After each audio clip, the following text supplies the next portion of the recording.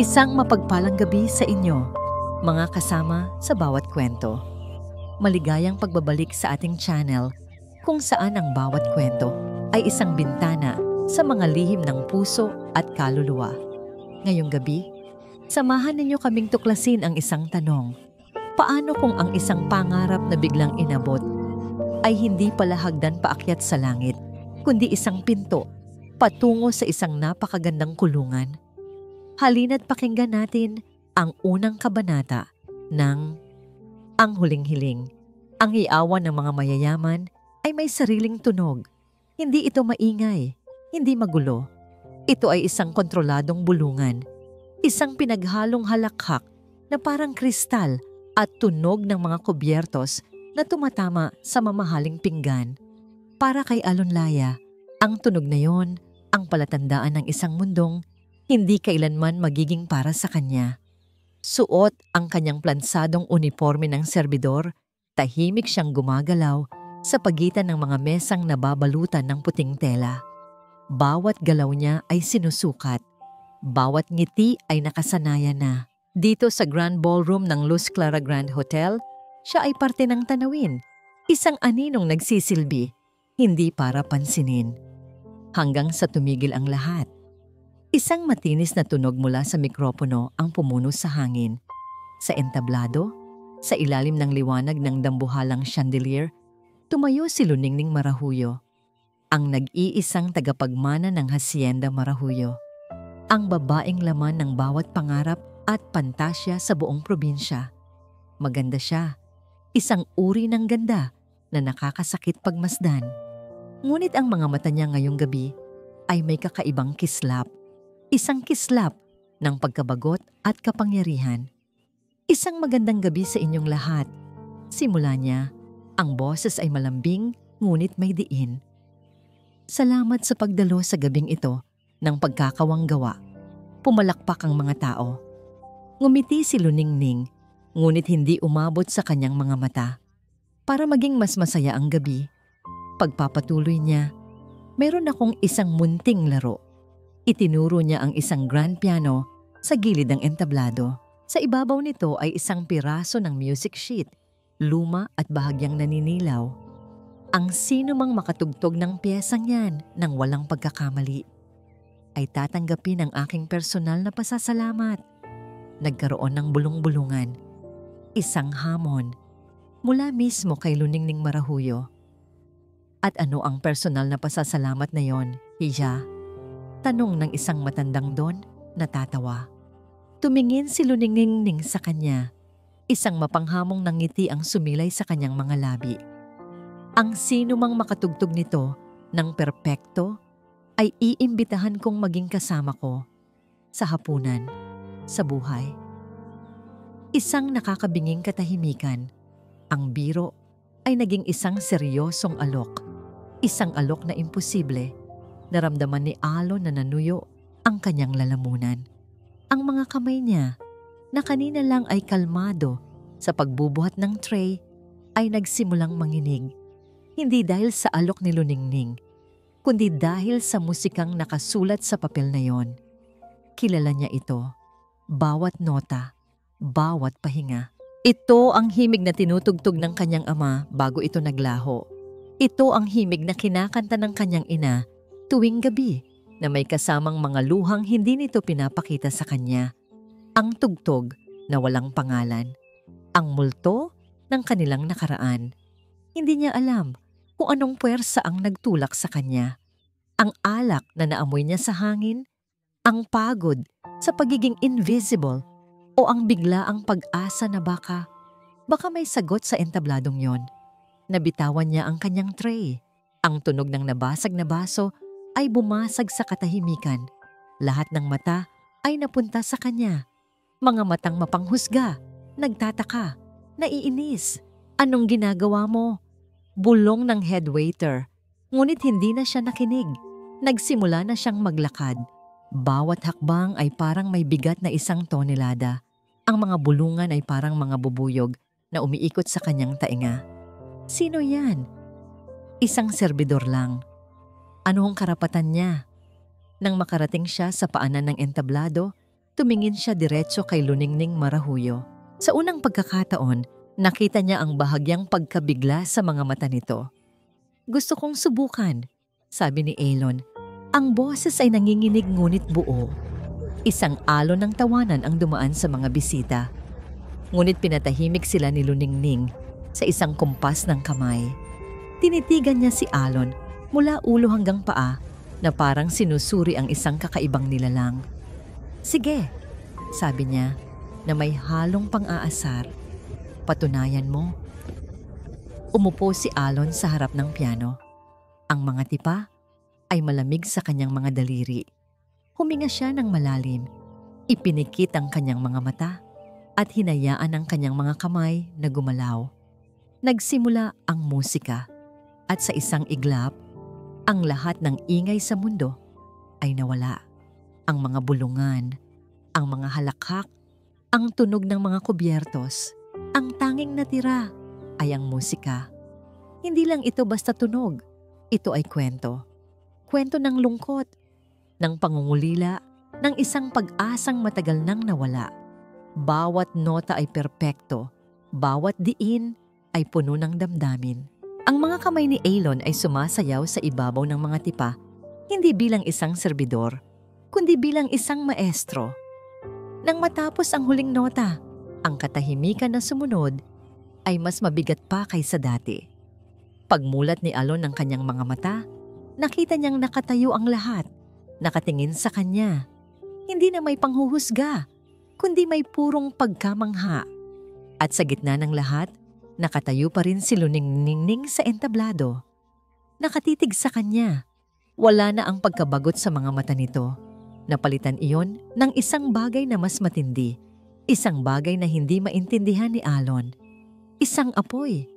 Bumaba ito ng entablado at lumapit sa kanya. Ang bawat hakbang nito ay may awtoridad. Huminto ito sa harap niya. Napakalapit na kaya niyang amuyin ang mamahalin nitong pabango. "Saan mo natutunan yan?" tanong niya. Ang boses ay mahina, para lamang sa kanilang dalawa. "Pamana po," sagot ni Alon. Ang puso niya'y dumadagundong mula sa aking ama. Isang kakaibang kislap ang dumaan sa mga mata ni Luningning. Hinawakan nito ang kanyang kamay. Ang balat nito ay malambot, ngunit ang hawak nito ay mahigpit. "May talento ka na hindi dapat nasasayang sa lugar na ito. Sumama ka sa akin sa Hacienda Marahuyo. Bibigyan kita ng lahat. Gagawin kitang isang alamat." Hindi makapaniwala si Alon. Isang panaginip. Ito na ang sagot sa lahat ng kanyang dasal. Tumango siya, hindi makapagsalita. Ngumiti si Luningning. Isang tunay na ngiti sa wakas. Itinaas niya ang kanilang magkahawak na kamay para makita ng lahat. Mukhang may nanalo na sa ating laro ngayong gabi. Pumalakpak ang mga tao, mas malakas kaysa kanina. Inilahad ni Alon ang kanyang kamay para makipagkamay ng maayos bilang pagsang-ayon. Tinanggap ito ni Luningning. Ngunit habang magkadaop ang kanilang mga palad, naramdaman ni Alon ang paghigpit ng hawak nito. Mas mahigpit kaysa sa kinakailangan. Inilapit ni Luningning ang mukha nito sa kanya. Ang mga mata ay nakatitig sa kanya na parang isang mga ngasong nakahuli ng tropeo. "Alon Laya," bulong nito. Ang bawat salita ay may bigat. Simula na ngayon, ang mga kamay na yan. Nagkaroon ng isang nakakakilabot na sandali. Ay akin na. Ang biyahe papunta sa Hacienda Marahuyo ay parang paglalakbay sa ibang panahon. Iniwan nila ang maingay na syudad at ang tanging tanawin sa magkabilang gilid ng kalsada ay ang walang katapusang mga tubo sumasayaw sa ihip ng hangin. Para kay Alon, ang bawat kilometrong nilalakbay nila palayo sa dati niyang buhay ay 1 kilometro papalapit sa isang panaginip na hindi niya akalaing posible. Nasa tabi niya si Luningning, tahimik ngunit ramdam na ramdam niya ang presensya nito. Paminsan-minsan, sumusulyap ito sa kanya at ngumingiti. Isang nanangiti na nagpapatigil sa pagtibok ng kanyang puso. Hanggang sa huminto ang sasakyan sa harap ng isang dambuhalang tarangkahan na gawa sa itim na bakal. Ang disenyo nito ay masalimuot, tila mga baging na nagbabantay sa kung anuman ang nasa loob. Bumukas ito ng dahan-dahan, walang ingay, na parang isang bibig na handa silang lunukin. Pagpasok nila, bumungad sa kanya ang isang mansyon na tila kinuha mula sa isang libro ng kasaysayan. Puti, malawak, at napapaligiran ng isang hardin na perpektong inalagaan. Ito ang Hacienda Marajuyo, ang kaharian ng mga Marajuyo. Maligayang pagdating sa iyong bagong tahanan, Alon. Sabi ni Luningning, ang boses ay puno ng pagmamalaki. Bumaba sila ng sasakyan. Isang hilera ng mga katulong na nakauniforme ang nakayuko para salubungin sila. Walang nagsasalita. Ang tanging maririnig ay ang tunog ng kanilang mga sapatos sa graba at ang huni ng mga ibon. Pagpasok sa loob, lalong namangha si Alon. Malamig na marmulang sahig, matatayog ang mga kisame na may mga nakasabit na painting at isang malawak na hagdanan ang paakyat sa ikalawang palapag. Ang buong lugar ay may amoy ng lumang kahoy, bulaklak at pera. Ngunit sa kabila ng lahat ng ganda, may isang bagay na bumagabag sa kanya, ang nakakabinging katahimikan. Isang babae ang dahan-dahang bumaba mula sa hagdanan. Matanda na ito, ngunit may tindig ng isang reyna. Maputi ang buhok na nakapusod ng perpekto at suot ang isang simpleng bestida. Ngunit bakas dito ang elegan niya. Ito si Purisima Marajuyo, ang matriarka ng pamilya. Ang mukha niya ay parang anghel, ngunit ang mga mata niya ay tila kayang basahin ang iyong kaluluwa. Luningning, apo. Sabi nito, ang boses ay mahinahon.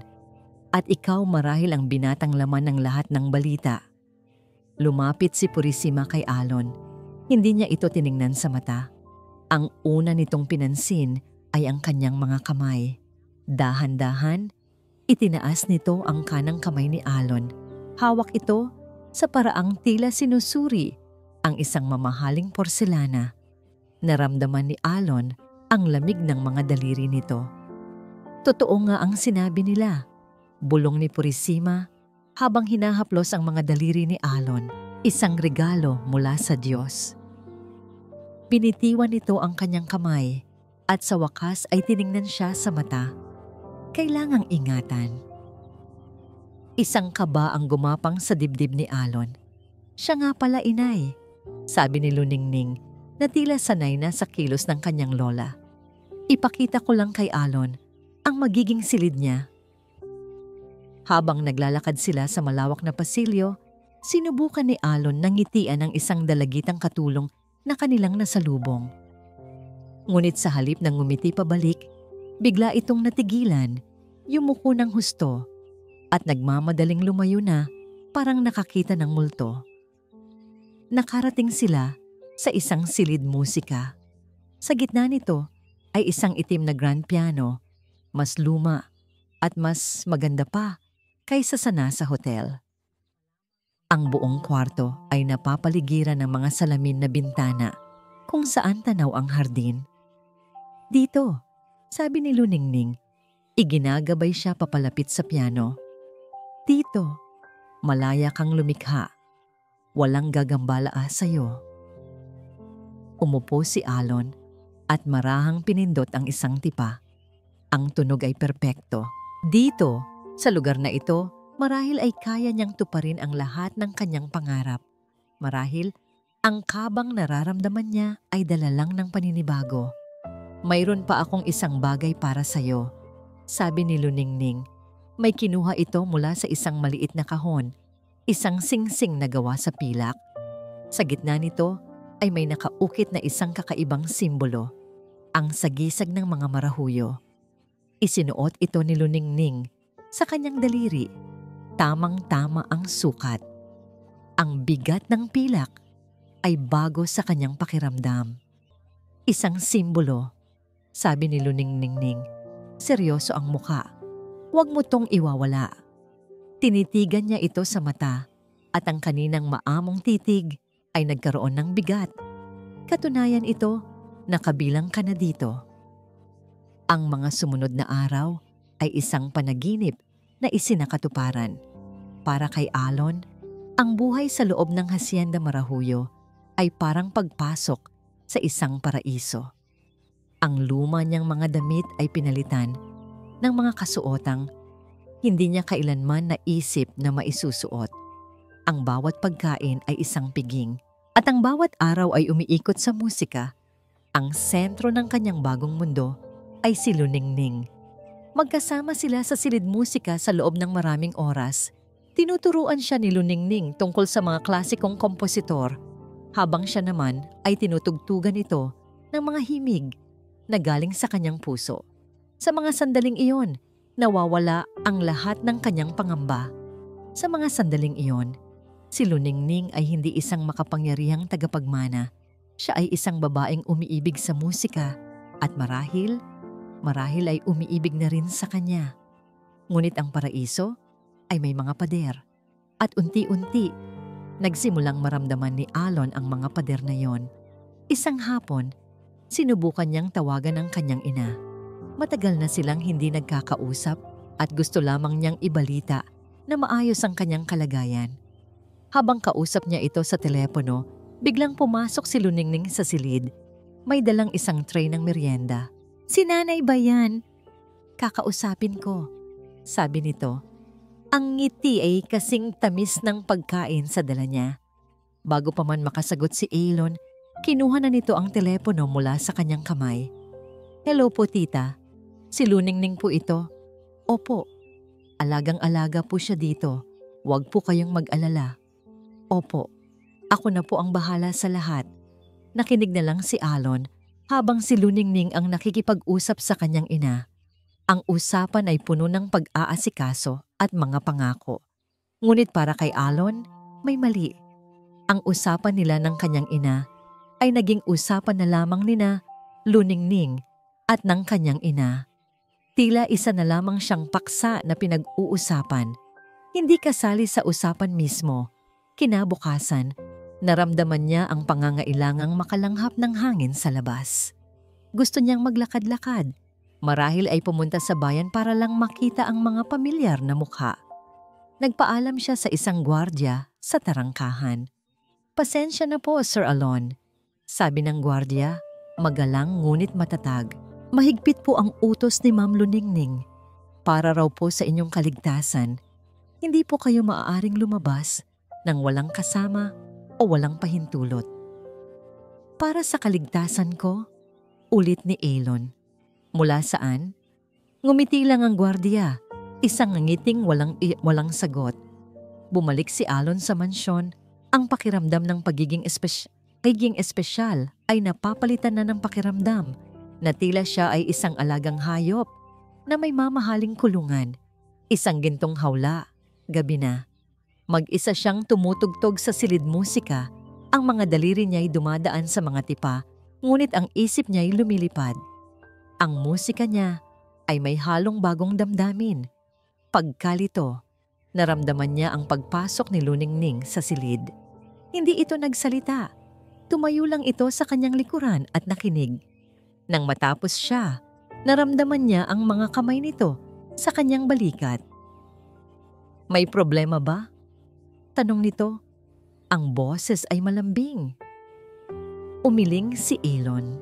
Paano niya sasabihin ang nararamdaman niya nang hindi ito magagalit? "Huwag mong isipin ang kahit ano," bulong ni Luningning. Yumuko ito at ang hininga nito'y mainit sa kanyang tainga.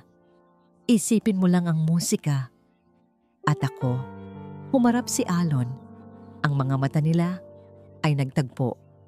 Sa ilalim ng liwanag ng buwan na tumatagos sa bintana, ang ganda ni Luningning ay parang isang hiwaga. Dahan-dahan, inilapit nito ang mukha sa kanya.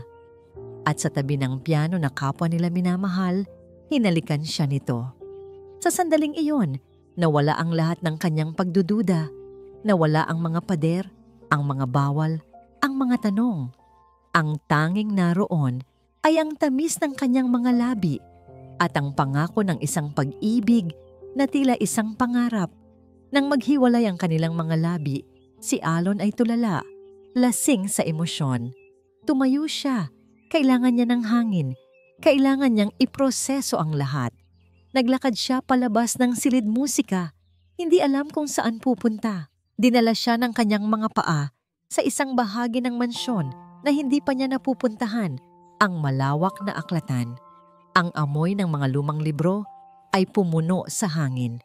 Hinayaan niyang gabayan siya ng kanyang mga daliri sa mga balat ng libro hanggang sa napahinto siya sa isang pader.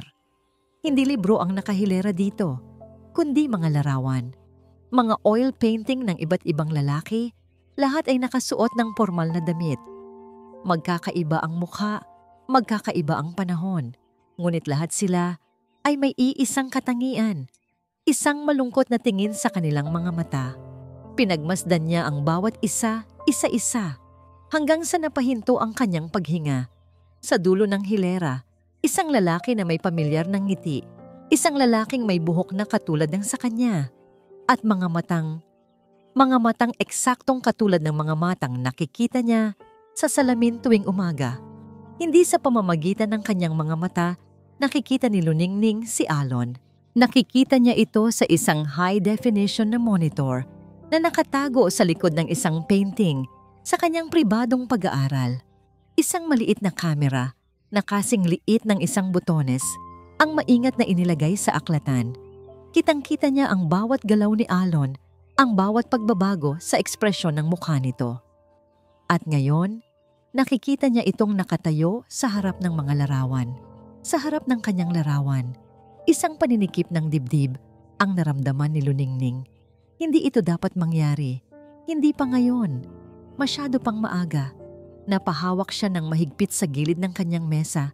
Ang pinong panginginig ng kanyang mga kamay ay ang tanging palatandaan ng kanyang pagkabalisa.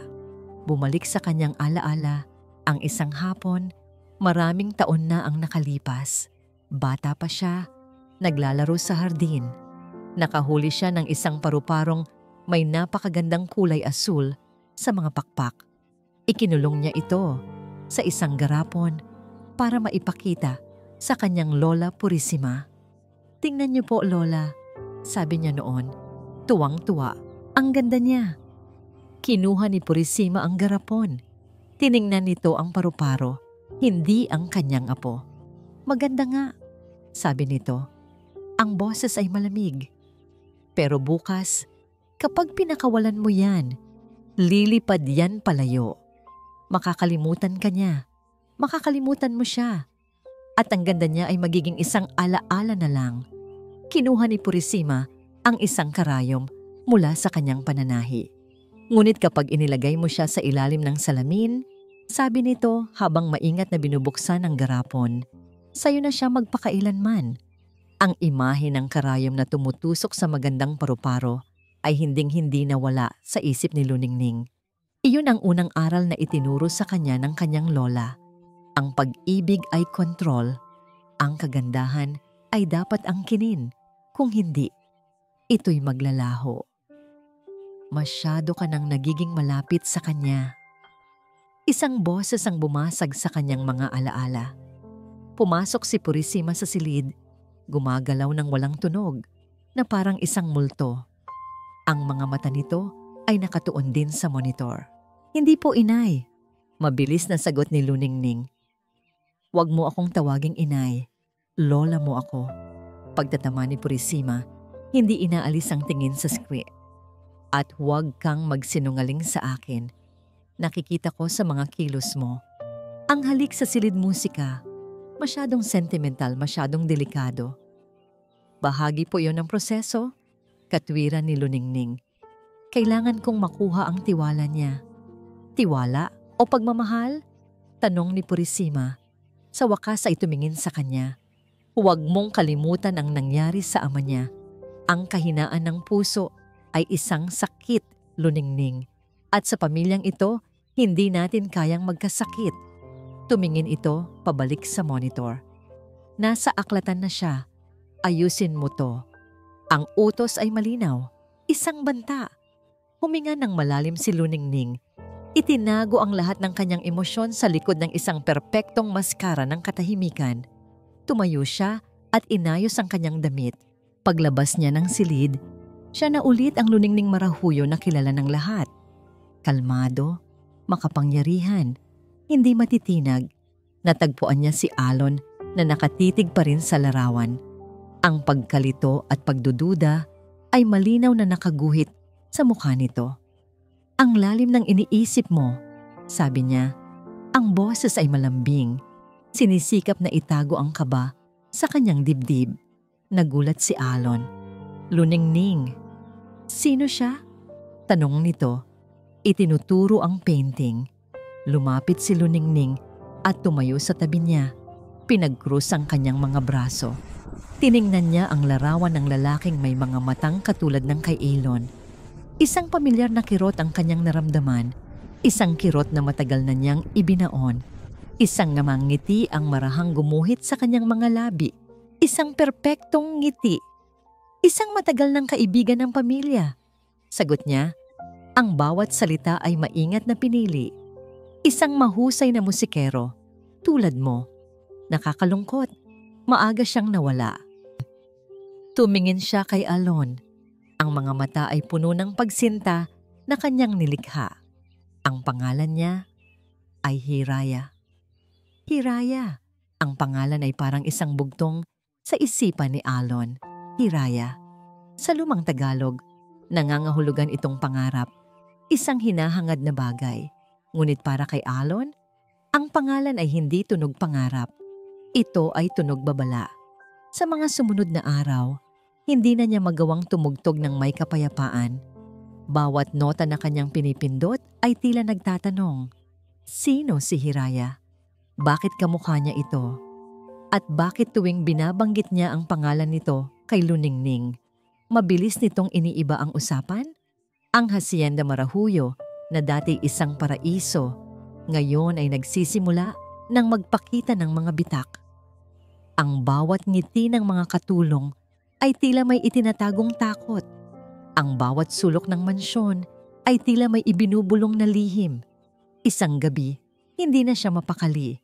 Alam niyang may sagot sa loob ng bahay na ito at ang pinakamagandang lugar para magsimula ay ang aklatan kung saan nakasabit ang larawan ni Hiraya.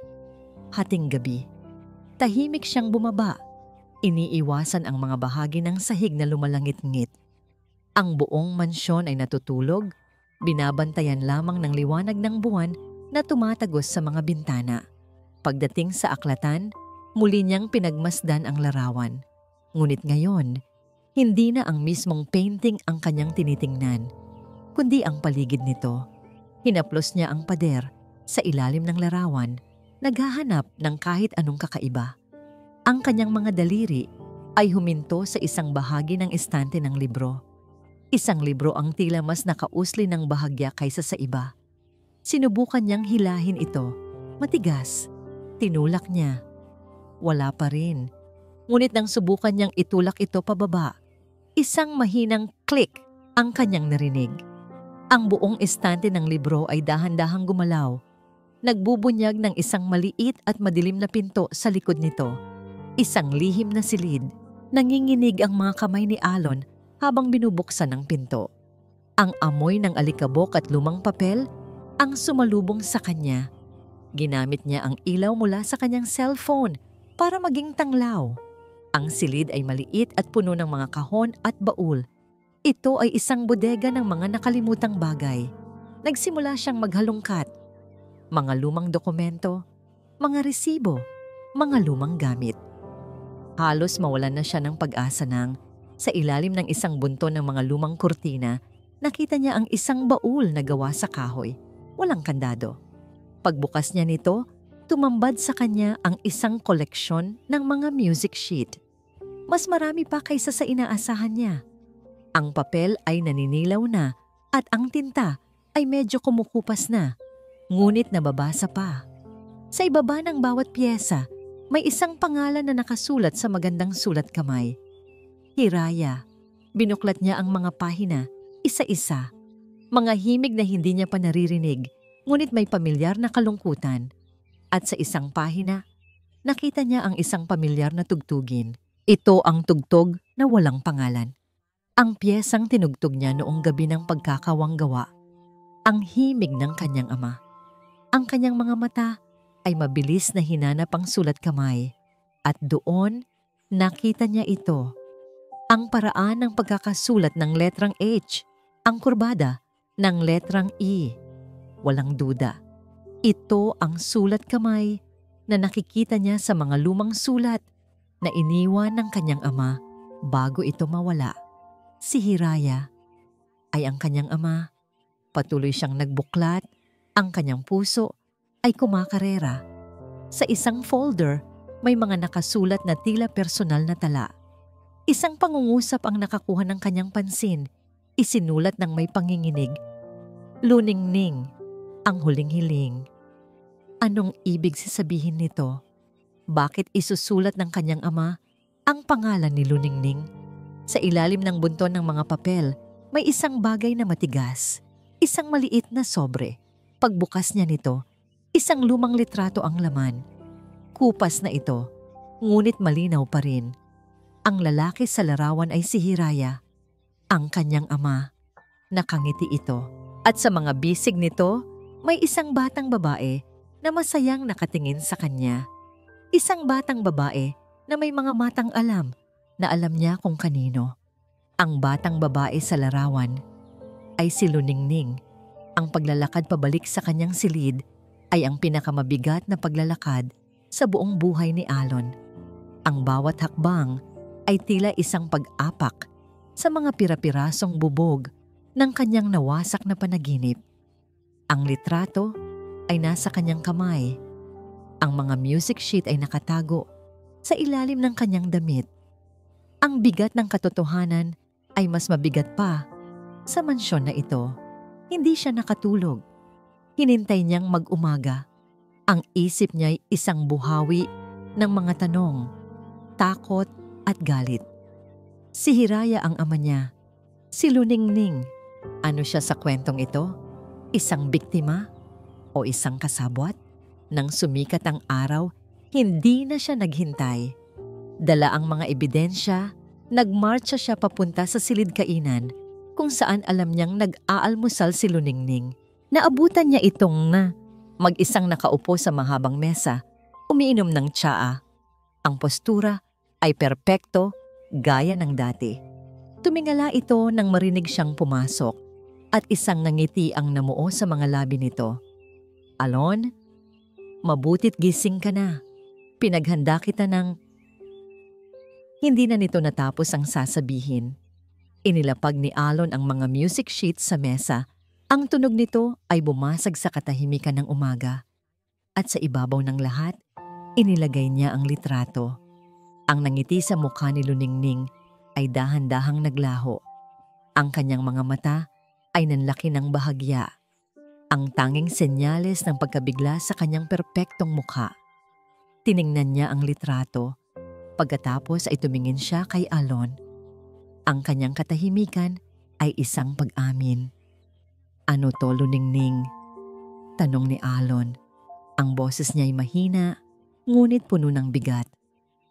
"Sabi mo kaibigan lang ng pamilya. Pero bakit isinulat niya ang pangalan mo? Bakit karga ka niya sa litratong to?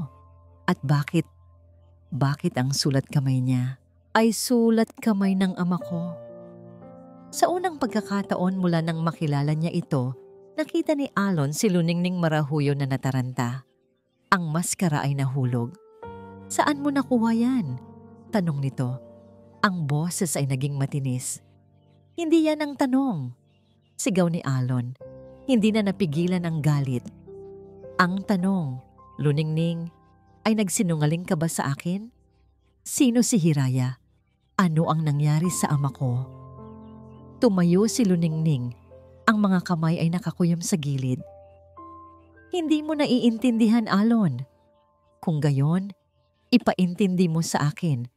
Dahil ang nakikita ko lang ay isang pamilya ng sinungaling. Huwag mong pagsalitaan ng ganyan ang pamilya ko." Ganti ni Luningning. Ang boses ay tumaas na rin. "Tinulungan ka namin. Binigyan kita ng buhay na hindi mo kailanman mapapangarap." "Buhay? O kulungan?" sumbat ni Alon. Ito ba ang ginawa niyo sa kanya? Ikinulong niyo rin ba siya dito hanggang sa... Hindi niya matapos ang salita. Ang ideya ay masyadong karumal-dumal. Nag-iwas ng tingin si Luningning. At sa sandaling iyon, nakita ni Alon ang sagot. Gusto ko nang umalis, sabi ni Alon. Ang boses ay naging malamig at desidido. Ayoko nang manatili sa bahay na to kahit 1 minuto pa. Biglang nagbago ang anyo ni Luningning. Ang galit ay napalitan ng takot. Hinawakan nito ang kanyang braso. Hindi, Alon, hindi ka pwedeng umalis. Pakiusap. Bakit? Dahil malalaman ng lahat ang ginawa niyo? Hindi! Sigaw nito at nakita ni Alon ang mga luha na namumuo sa mga mata nito. Dahil mahal kita, maniwala ka sa akin, Alon. Ang nararamdaman ko para sa iyo ay totoo. Nagtawanan si Alon, isang tawang walang saya. Pag-ibig o pag-aari, tulad ng ginawa niyo sa ama ko? Ang bawat salita niya ay parang isang sampal kay Luningning. Umiiyak na ito ngayon, humahagulgol, nagmamakaawa. Pakiusap, manatili ka. Kalimutan mo na ang lahat ng to. Kalimutan mo na si Hiraya. Tayo na lang. Habang nasa gitna sila ng kanilang pagtatalo, isang anino ang lumitaw sa may pintuan. Isang malamig na boses ang pumuno sa silid. Pinutol ang lahat ng kanilang sigawan. Mukhang nalaman mo na ang hindi mo dapat malaman, Alonlaya. Nakatayo doon, si Purisima Marahuyo. Ang mukha niya ay kalmado, ngunit ang mga mata niya ay walang emosyon na parang isang hukom na nagbibigay ng kanyang hatol.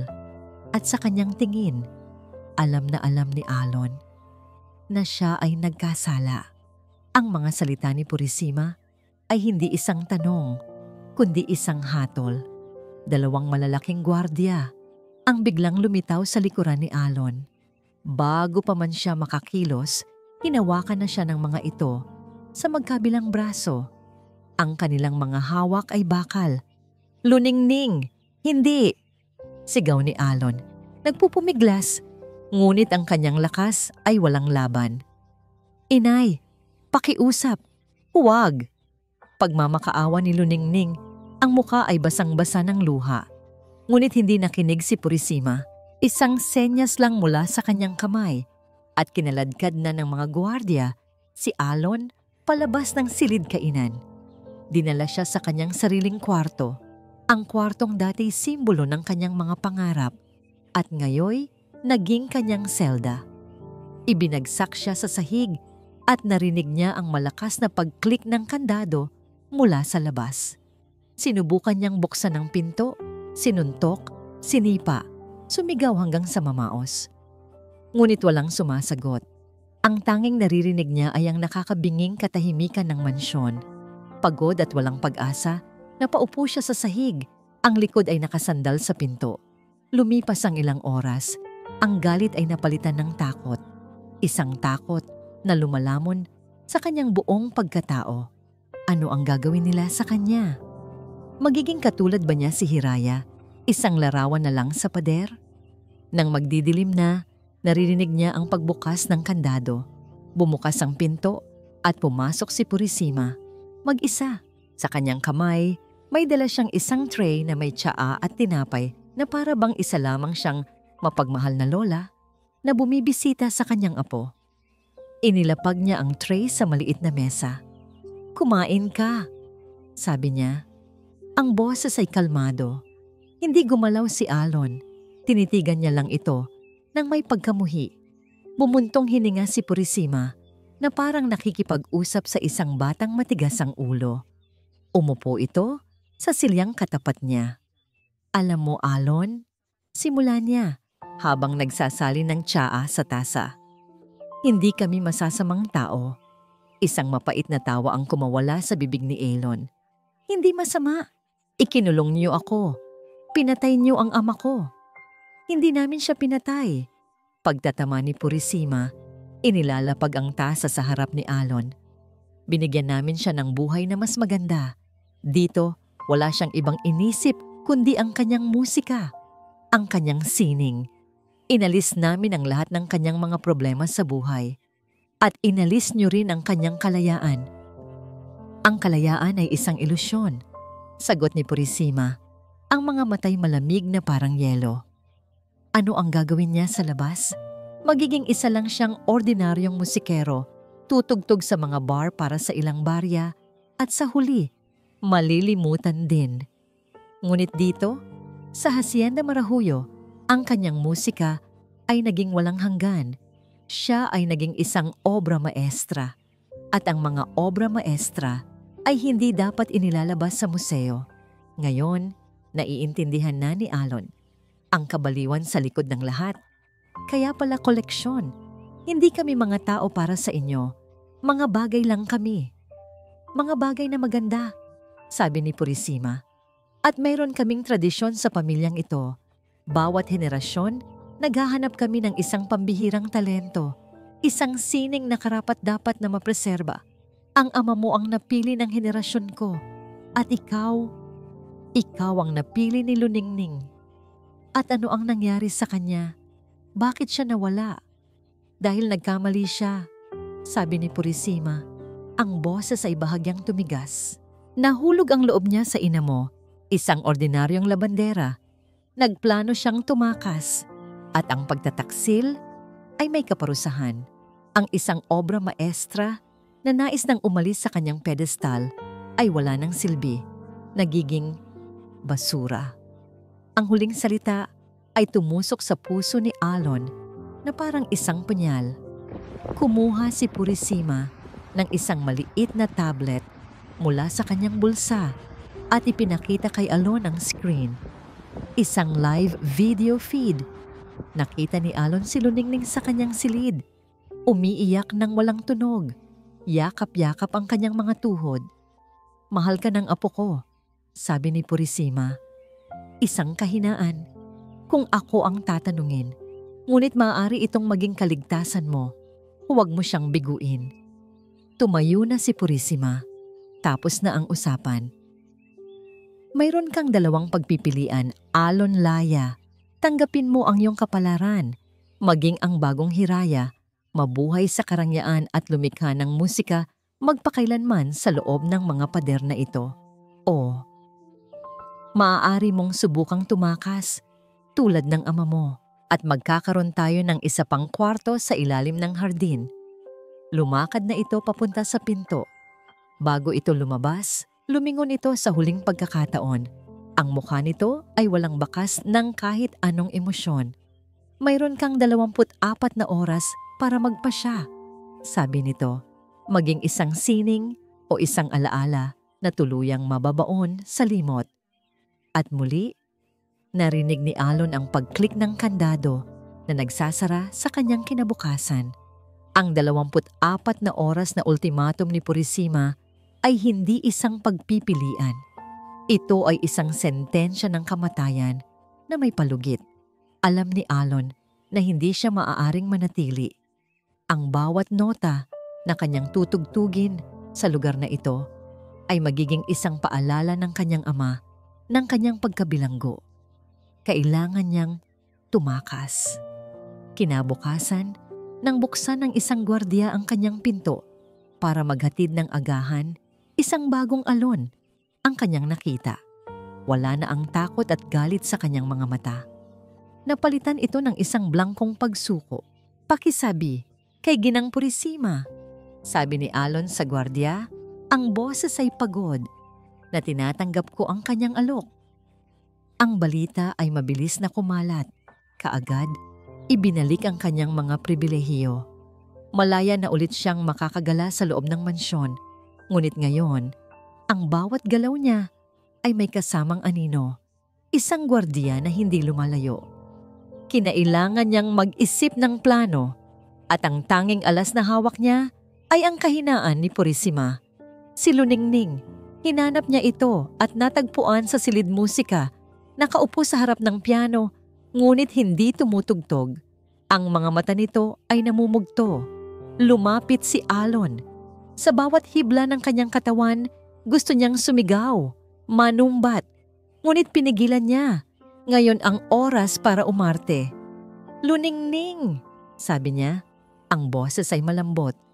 Tumingala ito. Nagulat. "Alon, patawarin mo ako," sabi ni Alon. Hinawakan ang mga kamay nito. Malamig. "Patawarin mo ako sa mga sinabi ko. Natakot lang ako. Nalito. Pero naisip ko ang lahat. At tama ka. Tama si Lola Purisima. Ang lugar na ito, ang kinabukasan ko. Ikaw, ang kinabukasan ko." Isang kislap ng pag-asa ang nakita niya sa mga mata ni Luningning. "Totoo ba iyan?" Tumango si Alon. Pinipilit ang isang nangiti. "Gusto kong bumawi sa'yo. Gusto kong tumugtog para sa'yo bukas ng gabi. Isang espesyal na piyesa, isang konsyerto para lang sa ting dalawa. Bilang tanda ng aking paghingi ng tawad at ng aking pagtanggap." Niyakap siya ni Luningning ng mahigpit. "Oo, Alon, oo." Naramdaman ni Alon ang pagkasuklam sa kanyang sarili, ngunit kailangan niyang gawin ito. Nakuha na niya ang unang bahagi ng kanyang plano, ang pagkakataon. Ang pangalawang bahagi ay mas mahirap, komunikasyon. Paano siya makikipag-ugnayan sa labas ng mundo? Kinailangan niyang maging tuso. Habang naglalakad-lakad sa pasilyo, sinadya niyang mabunggo ang isang katulong na naglilinis. Nalaglag ang mga gamit nito, kasama na ang isang lumang cellphone. "Ay, pasensya na," sabi ni Alon habang tinutulungang pulutin ang mga gamit. Sa bilis ng kamay, habang nakatalikod ang gwardiya, kinuha niya ang cellphone at isinilid sa kanyang bulsa. "Ako na ang maglalagay nito sa kusina." Sa loob ng banyo, nanginginig ang mga kamay niyang binuksan ang cellphone. Mahina ang signal, ngunit sapat na. May isang pangalan lang siyang naisip. Isang kaibigan na nagtatrabaho bilang isang bagitong reporter sa isang lokal na dyaryo. Isang taong uhaw sa malaking balita. Nag-type siya ng isang maikli, desperadong mensahe. "Tulong. Ako si Alon Laya. Bihagi ako sa Hacienda Marahuyo. Marami silang tinatagong krimen. Kasama Angie pagpatay es ama ko. Punta kayo bukas 9 p.m. Mang-iingay ako. Sabihin mo sa pulis."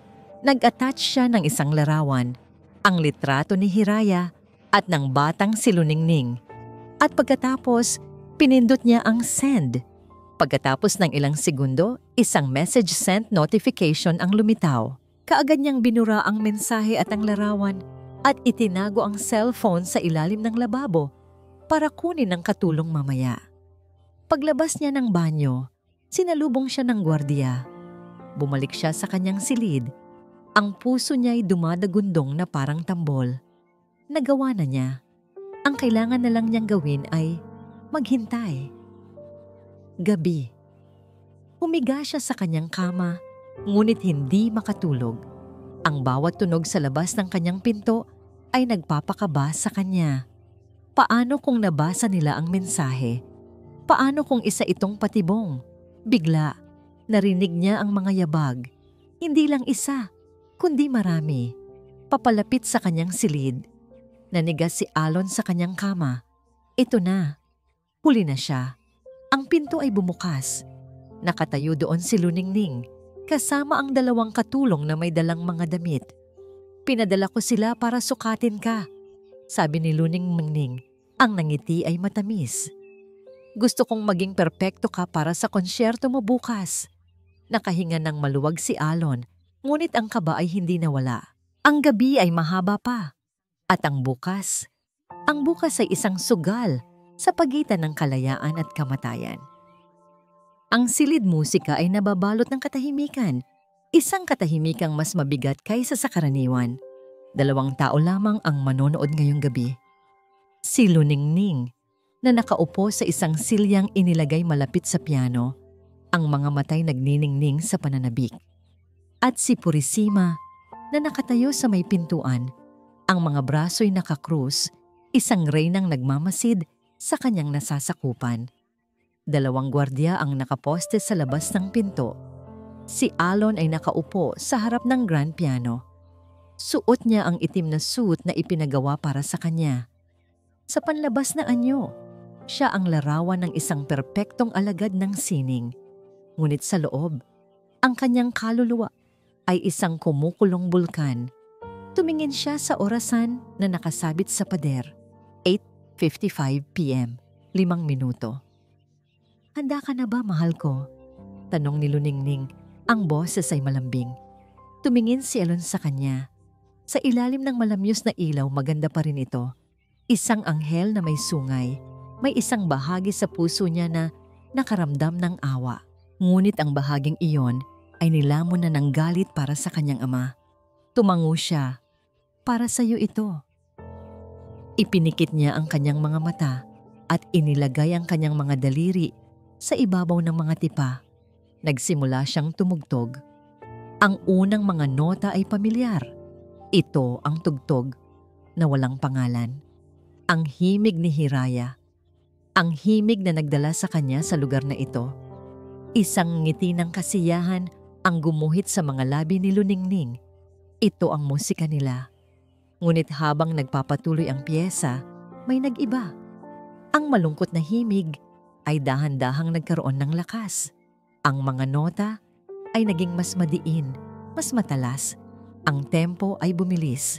Ang dating malambing na musika ay nagiging isang sigaw ng paghihimagsik. Nawala ang nangiti ni Luningning. Napalitan ito ng pagkalito. Kahit si Purisima, na kanina'y walang pakialam, ay bahagyang kumunot ang noo. May mali. Ito pa rin ang himig ni Hiraya. Ngunit binago ito ni Alon. Dinagdagan niya ito ng mga nota na puno ng galit, ng pighati, ng kabaliwan. Ang musika ay hindi na isang hiling. Ito ay naging isang sumpa. Ang bawat pagpindot niya sa tipa ay isang suntok sa pader ng kanyang kulungan. Binuksan ni Alon ang kanyang mga mata at tinitigan niya si Luningning. Hindi na niya ito tinitingnan bilang isang minamahal, kundi bilang isang kaaway. Ang kanyang mga daliri ay lumilipad sa ibabaw ng piano. Lumilika ng isang ingay na nakakabingi.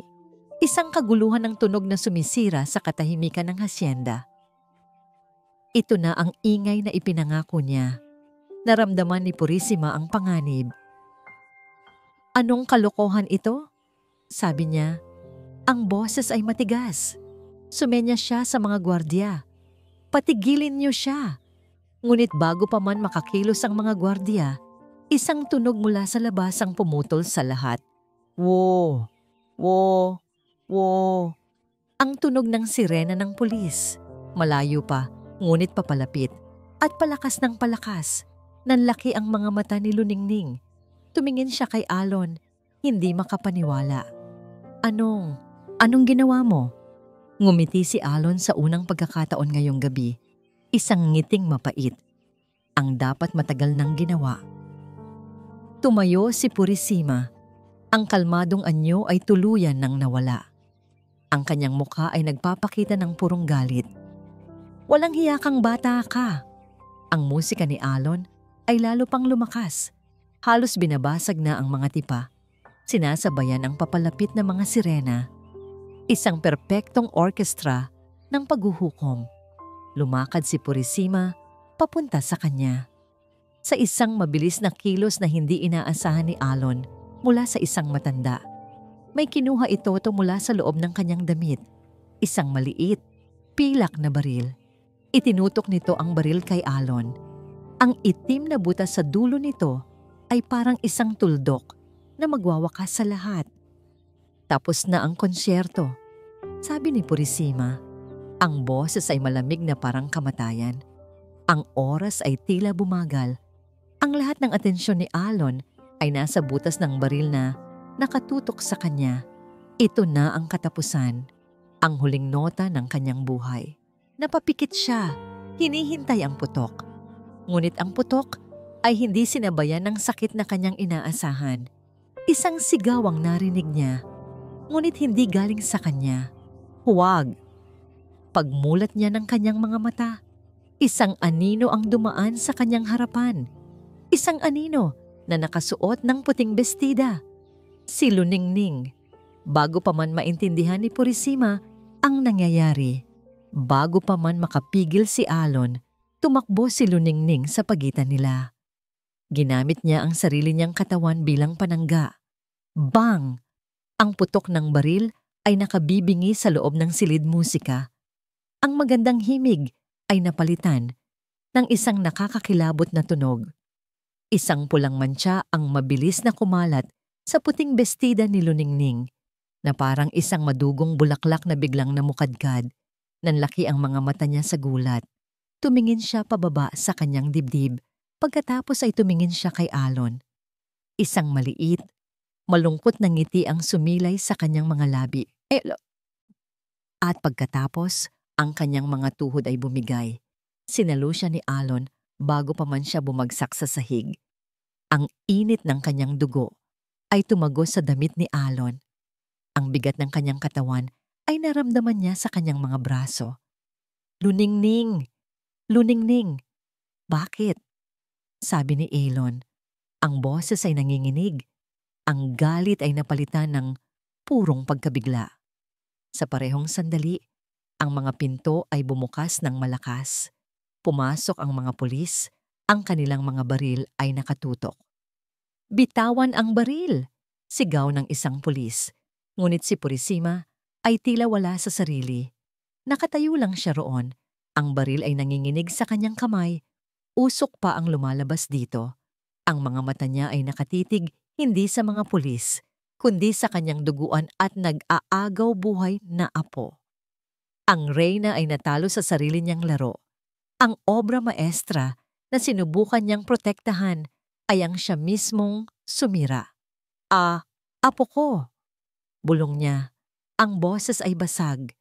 Ang babaeng bakal ay biglang naging isang marupok na baso. Hindi pinansin ni Alon ang kaguluhan sa paligid.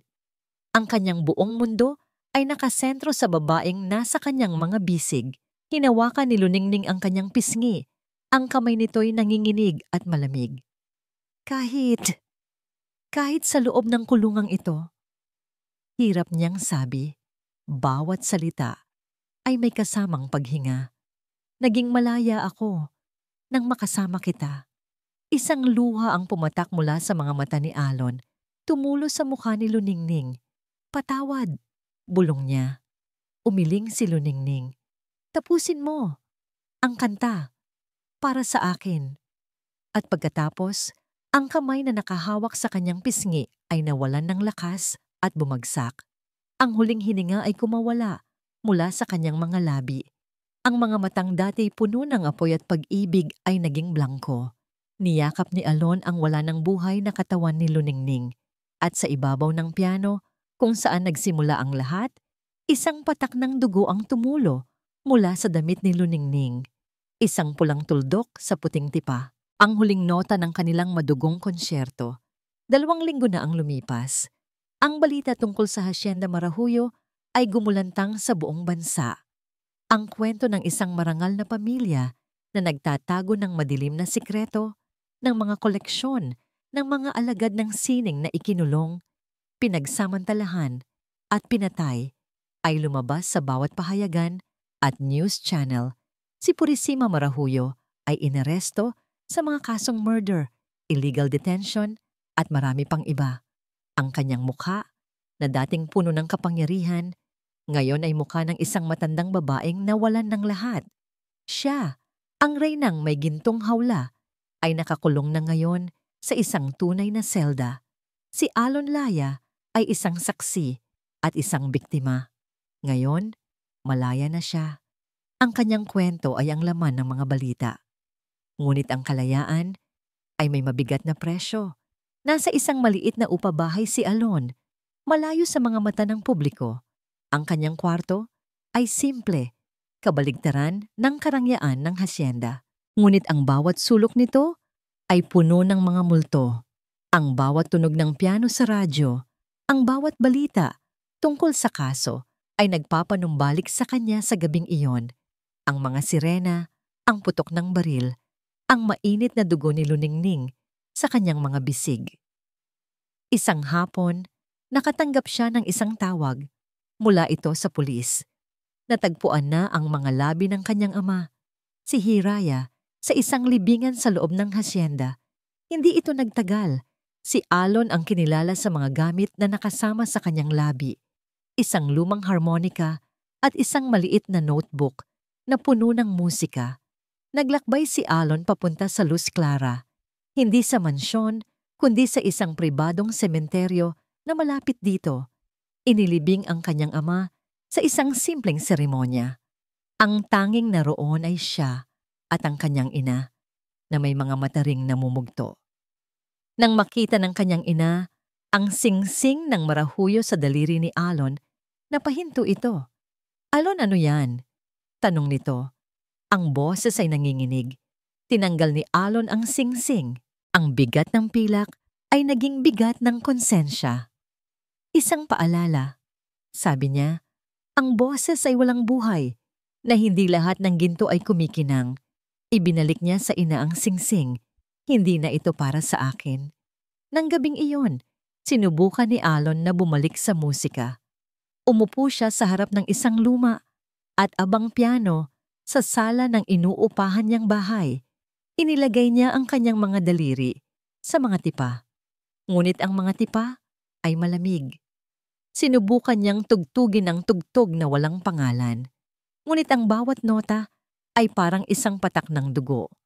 Ang bawat melodiya ay naging isang sigaw ng pighati. Ang kanyang mga kamay na dati kayang lumikha ng pinakamagandang musika, ngayon ay nanginginig. Hindi niya magawang tumugtog. Ang musika ay ang kanyang kalayaan. Ang musika ay ang kanyang pangarap. Ngunit ngayon, ang musika ay naging isang paalala ng kanyang trahedya. Ang kanyang telepono ay patuloy na nagri-ring. Mga imbitasyon mula sa mga concert halls sa Maynila, sa ibang bansa pa nga. Mga alok mula sa mga record labels. Gusto nilang marinig ang bayaning nakaligtas na tumugtog, ngunit tinanggihan niya ang lahat. Ayaw na niyang tugtugin ang musika para sa kahit sino. Ayaw na niyang maging koleksyon ng kahit sino. Ang Hacienda Marahuyo ay nakatayo pa rin, ngunit nakasara na. Ang mga hardin nito ay unti-unting nalalanta. Ang karangyaan nito ay nababalot na ng alikabok. Ang isang paraisong puno ng mga lihim ay naging isang haunted house. Ngunit para kay Alon, ang tunay na haunted house ay ang kanyang puso. Ang katahimikan sa paligid niya ay hindi kapayapaan. Ito ay isang paalala ng ingay na nawala. Ang ingay ng kanyang musika at ang tinig ng babaeng nagligtas sa kanya na ang huling hiling ay hindi niya natupad. Maraming buwan na ang lumipas. Ang balita tungkol sa Hacienda Marahuyo ay unti-unting napalitan ng iba pang mga iskandalo sa pahayagan. Si Purisima Marahuyo ay nahatulan na at ang kanyang pangalan ay naging isang babala. Ang kaso ay nagsilbing paalala sa lahat na ang kapangyarihan ay hindi laging nangangahulugan ng katarungan, ngunit minsan ang katotohanan ay nananaig. Ngunit ang pagtatagumpay ng batas ay hindi nagdala ng kapayapaan kay Alon. Naging isang reclusive siya. Iniwan niya ang kanyang inuupahang bahay at iniwan ang lahat ng nauugnay sa Luz Clara. Ang mga imbitasyon sa pagtugtog ay patuloy pa ring dumarating, ngunit lahat ay kanyang tinanggihan. Ang kanyang mga kamay na dati kayang lumikha ng himala, ngayon ay naging tahimik. Ang piano ay naging isang instrumentong puno ng alaala, hindi na isang kasangkapan ng paglikha. Naglakbay si Alon nang walang patutunguhan.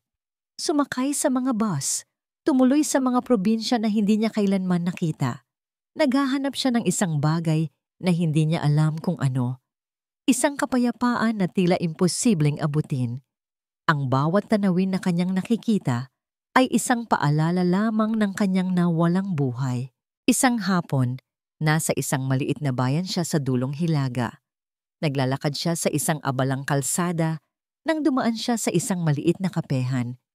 Mula sa loob, narinig niya ang tunog ng piano. Isang batang babae ang tumutugtog, marahil ay nagsasanay.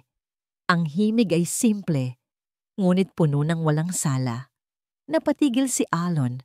Matagal na niyang hindi naririnig ang tunog ng piano nang walang kasamang kirot. Dahan-dahan, lumapit siya sa bintana ng kapehan. Pinagmasdan niya ang batang babae. Ang kanyang mga kamay ay gumagalaw ng may kagaanan. Naramdaman ni Alon ang isang bahagyang panginginig sa kanyang sariling mga daliri. Isang alaala ng musika, ng paglikha, ng kagandahan. Ngunit kasabay nito, isang alingawngaw ng dugo, ng pagsasakripisyo, ng gintong hawl ang bumalik sa kanyang isip. Huminga siya ng malalim. Hindi pa rin. Lumakad siya palayo sa kapehan. Iniwan ang batang tumutugtog at ang alaala ng kanyang nakaraan. Hindi pa niya kayang yakapin muli ang musika. Ang sugat ay masyado pang malalim. Sumakay siya sa isang bus papunta sa susunod na bayan. Walang plano, walang direksyon. Tumingin siya sa bintana habang ang mga tanawin ay lumilipas. Ang kalayaan ay nasa kanya, ngunit ito ay isang kalayaang puno ng kalungkutan. Ang paghahanap niya ay hindi pa tapos. Hindi pa siya nakakahanap ng kanyang sariling himig. Hindi pa niya natutukoy kung ano ang kahulugan ng kalayaan pagkatapos ng lahat ng nangyari. Ang kanyang mga kamay ay nakalagay sa kanyang kandungan, tahimik, naghihintay, nag-iisip. Kung ang bawat puso ay may sariling kwento at ang bawat kwento ay may aral na naghihintay, kailan kaya matututo ang kanyang puso? At dito po nagtatapos ang kwento ni Alon Laya at Luningning Marahuyo. Isang paglalakbay na nagturo sa atin na ang pinakamagandang bagay ay maaaring magtago ng pinakamadilim na lihim at ang pinakamataas na pangarap ay maaaring maging pinakamalalim na bangungot. Ang paghahanap ng kalayaan ay hindi laging nagtatapos sa kasiyahan.